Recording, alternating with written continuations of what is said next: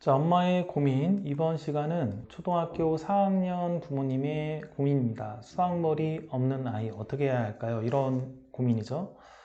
수학머리가 없고 사고력은 아예 안 하고 초등학교 4학년 여자아이입니다. 이제 수학해야 될 것 같아서 아이와 마음 잡고 하려고 합니다. 마음은 저 혼자 잡았나 봐요. 기초부터 차근차근 하자. 이 마음으로 열려라 심화 3학년 1학기 사서 하는데 너무너무 생각하는 게 싫어하고 조금만 어려워도 거부감이 어떻게 이겨야 할지 모르겠어요. 어려운 건 하기 싫다고 엉엉. 조급함은 안 가지려고 하는데 근데 제가 공부 심한 수학법책 사서 저도 같이 보는데 저도 수학머리 진짜 없는지 문해력의 문제인지 저도 어렵고 3D 입체 영상 모두 타네요. 다들 어떻게 하시는지 궁금합니다. 읽어주셔서 감사하며 답글에 미리 감사합니다. 자, 이런 사연입니다. 어머님이 이렇게 저자세로 이렇게 글을 써주시는 걸 보니까 마음이 아프네요. 이 글에 대해서 댓글로 다른 부모님들이 경험들을 많이 남겨주셨습니다. 저는 어떻게 하라고 말씀을 드리고 싶냐면 첫 번째, 자, 열려라 심화라는 책은요, 난도가 있습니다. 이거 뭐 쉽고 그러진 않아요. 이게 이제 교재로 치면 디딤돌 응용이라는 교재가 있죠. 디딤돌 응용. 디딤돌 응용보다는 훨씬 어렵습니다. 그리고 최상위 사이에 있다라고 보시면 돼요. 최상위 응용과 이 사이에 열려라 심화가 들어가 있다.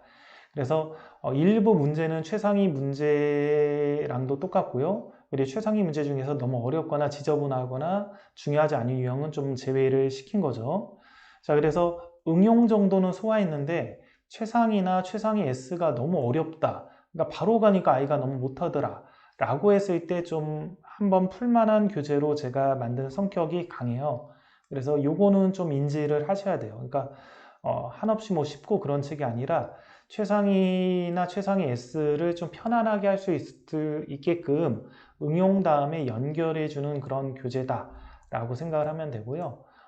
장점은 양이 적죠. 심화 자체는 많은 문제를 풀어도 되겠지만 시간이 없다라고 하면 그래도 연습만 하면 되니까 연습할 수 있도록 각 과정에서 초등학교 3학년이면 3학년 과정에서 중요한 유형들 위주로 좀 뽑았기 때문에 좀 양이 적습니다. 보통 심화 교재보다 대략 한 4분의 1 정도 이렇게 양이 적어요. 심화가 오래 걸리지만 어쨌든 심화를 한번 도전해보고 싶다라고 했을 때 그때 해볼 수 있는 교재에 해당이 됩니다. 자, 지금 수학머리가 없고 사고력은 안 했다라는 걸 보니까 사고력 수학이라고 돼 있는 건 안 했다라는 것 같습니다. 수학머리가 없어서 어느 정도 수준인지를 잘 모르겠어요. 일단 열려라 심화가 좀 어렵고 안 한다라는 것은 이 정도 단계는 좀 도전을 안 했던 아이 같습니다. 일단 가장 먼저 점검해야 될 것은 초등수학 같은 경우는 언어 능력이 많이 중요합니다. 그래서 아이가 기본적으로 독서 그리고 쓰기가 제대로 돼 있는지 확인을 좀 하시고요. 독서하고 쓰기가 제대로 안 돼 있다면 이 부분을 좀 어머님이 챙겨주시면 되고 힘들면 이제 논술학원 같은 데를 좀 보내시는 거를 추천을 드립니다. 그래서 독서하고 쓰기가 좀 돼야 초등 수학을 아이가 잘할 수 있는 기본적인 준비 과정이 된다라고 저는 생각을 하고요. 자, 그 다음에 심화를 일단 도전하기 전에 우선시 돼야 될 게 뭐냐면 자기 주도적인 공부 습관이 먼저 우선적으로 돼야 되거든요. 그래서 열려라 심화라는 책을 먼저 하기 전에 아이가 자기 주도적인 공부 습관을 먼저 길렀으면 좋겠습니다. 제가 보통 책에서 많이 강조했던 개념 독학, 개념서 독학을 먼저 연습을 시키십시오. 개념서를 스스로 읽고 문제를 푸는 거죠. 그리고 문제가 막히면 앞에 개념을 다시 한번 복습하고 문제를 푸는 그 일련의 과정.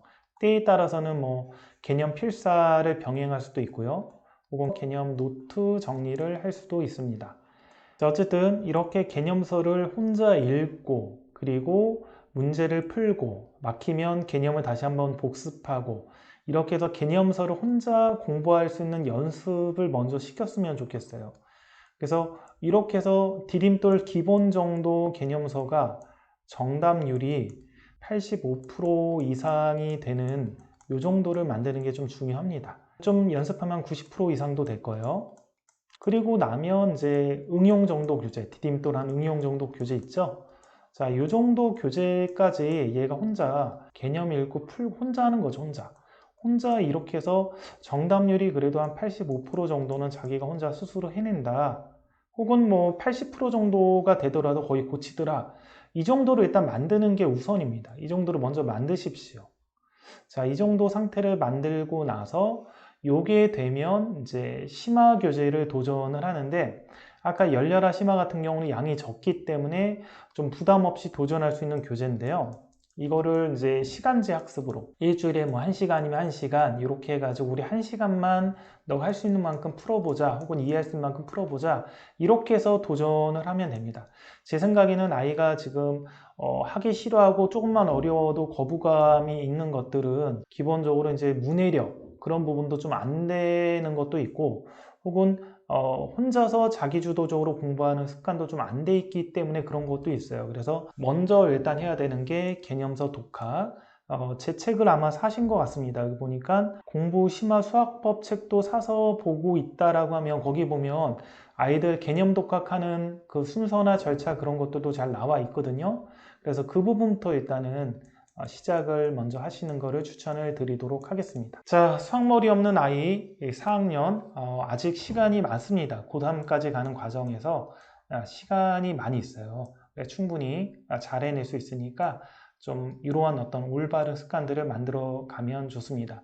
참고적으로 제가 지도했던 어떤 초등학교 5학년 아이 같은 경우도 굉장히 여러 가지 면에서 많이 부족해서 제가 어머님께 말씀드려서 집에서 이런 어떤 독서나 그런 게 안 된다면 논술학원이라도 좀 보내서 책 한 권이라도 읽고 쓰기 연습 좀 시키십시오 이렇게 부탁을 드렸고요.